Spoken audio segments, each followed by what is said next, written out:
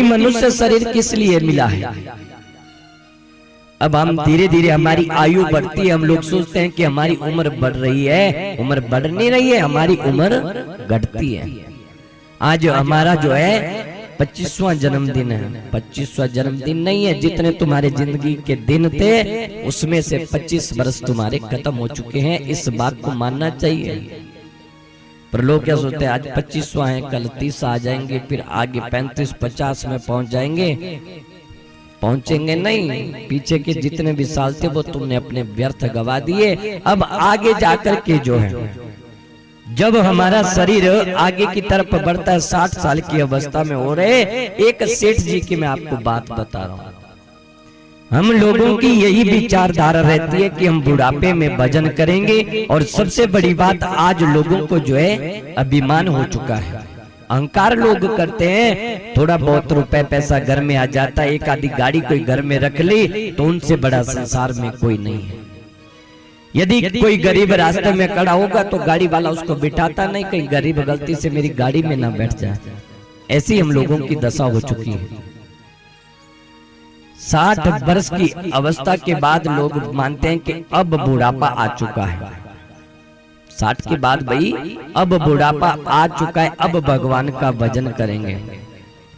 एक सेठ जी की उम्र जो है 60 वर्ष हो गई। जीवन पर्यंत केवल इतना सोचते रहे कि उनको भगवान का भजन करना है। भगवान का भजन कब? बुढ़ापे में। भगवान का भजन करना है, पर भगवान का भजन कब करेंगे?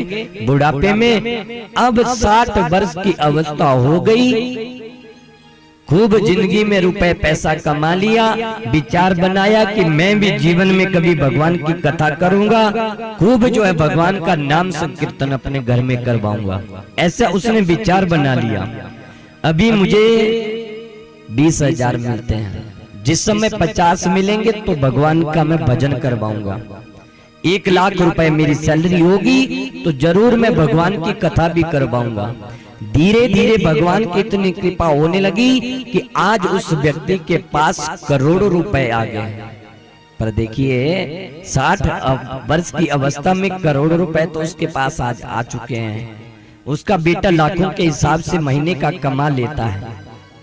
ये अच्छी बात है, भगवान की कृपा है, और इससे ज्यादा हम लोगों को क्या चाहिए। पर जिस दिन उसका 60वां जन्मदिन था, उसी दिन रात्रि को ठीक 2 बजे यमराज जी आ गया। 60वां जन्मदिन हो रहा था और रात्रि को ही यमराज जी का आगमन। यमराज जी ने उसको टांगों से पकड़ा और कहा कि चलो।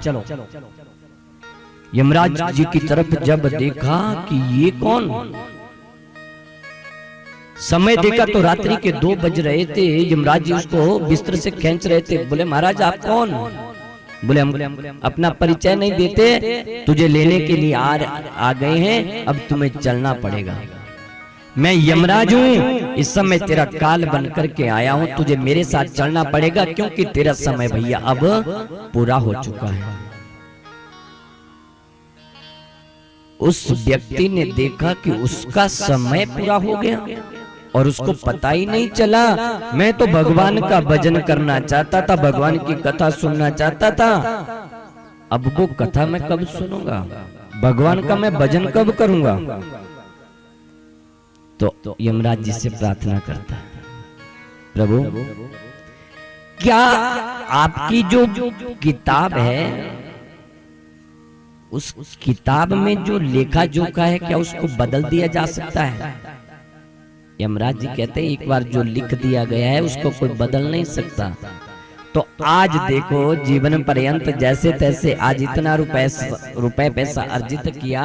आज यमराज जी से वह कहता है कि यमराज जी यदि मैं आपको 1 लाख रुपए दे दूं, जीवन पर्यंत तो अपने परिवार का पालन पोषण जो है दूसरों को लूट लूट करके करता रहा, एक दूसरे के बारे में जो है गलत विचार करके गलत धारणा करके पैसा कमाता रहा। आज यमराज जी को जब कहने लगा कि यमराज जी 1 लाख रुपए देने से क्या आप मेरी आयु बढ़ा सकते हो? मैं अभी आपको 1 लाख रुपए दे दूंगा, आप मेरा 1 वर्ष बढ़ा दीजिए। यमराज जी ने कहा एक वर्ष को छोड़ो, एक दिन भी बढ़ाने वाले नहीं है। तो अब यमराज जी को व्यक्ति लालच देने लगा, बोले महाराज 1 करोड़ देने से क्या मेरे जीवन का 1 घंटा आप मुझे दे सकते हो? यमराज जी ने कहा 1 मिनट तुझे नहीं दूंगा, तेरा समय पूरा हो चुका है, तुझे जल्दी यहाँ से ले जाने के लिए आ गया हूं, तू जल्दी चल।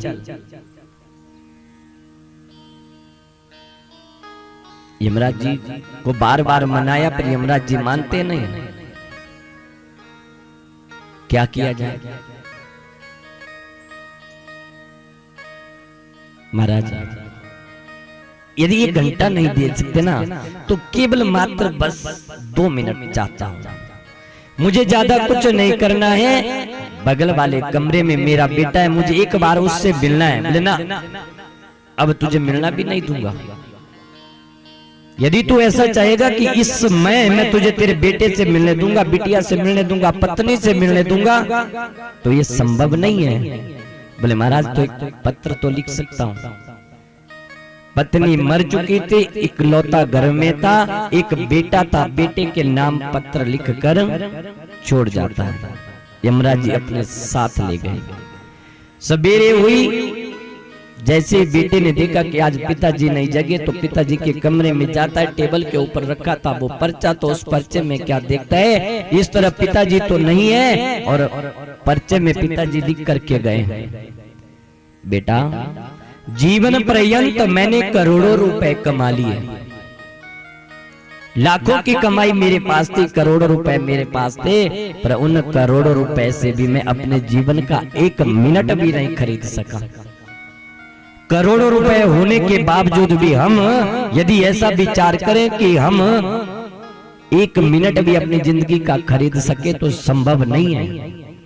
क्योंकि मनुष्य की जितनी आयु तय कर दी है उतनी ही होगी। उससे आगे यदि विचार कर लिया जाए कि मुझे 5 मिनट अपनी बिटिया से बात करनी है, बेटे से मिलना है, पति से मिलना है या पत्नी से, तो ऐसा होने वाला नहीं है। ये सभी जानते हैं कि कोई मरने वाला प्राणी है, उसकी सांस अंतिम 1 सेकंड में जाने वाली है। क्या यदि वो ऐसा सोचे कि उसको 5 मिनट अपने बेटे का इंतजार करना है, तो क्या हो पाएगा? कभी नहीं होता है। बेटा जो विदेश में जो है कार्य करता है, जॉब करता है, तो पिता यहाँ घर में मर जाता है, और हम लोग सोचते हैं कि वो मेरा बेटा है, मेरा पिता है, मेरी पत्नी, मेरे भाई, मेरी बहन। यदि वो तुम्हारे हैं, अच्छी बात है कि भगवान ने इस संसार में संबंध बनाए हैं। कर्म से मिली बो भयो, कर्म ही तो बिछुड़ा। सगे संबंधियों के साथ हमारा जितना भी संबंध होता है, केवल जब तक भगवान ने जो है उस संबंध को, उस कर्म को बांध के रखा है, तब तक ही। वैसे सभी जानते हैं माँ बाप के सामने बेटा खत्म हो जाता है, तो जो भी दाता ने जिसके साथ जितने समय का संबंध रखा है उतने समय का ही मिलना है। तो पर्चा जब खोल कर देखा तो पिता क्या कहता है, बेटा कि जो गलती भविष्य में मैंने की है ना, वो गलती तू मत करना। जीवन पर्यंत आज तक मैंने करोड़ों रुपए कमा लिए, पर उन करोड़ों रुपए से भी मैं अपने जीवन का 1 दिन, 1 घंटा और 1 मिनट तक नहीं खरीद सका।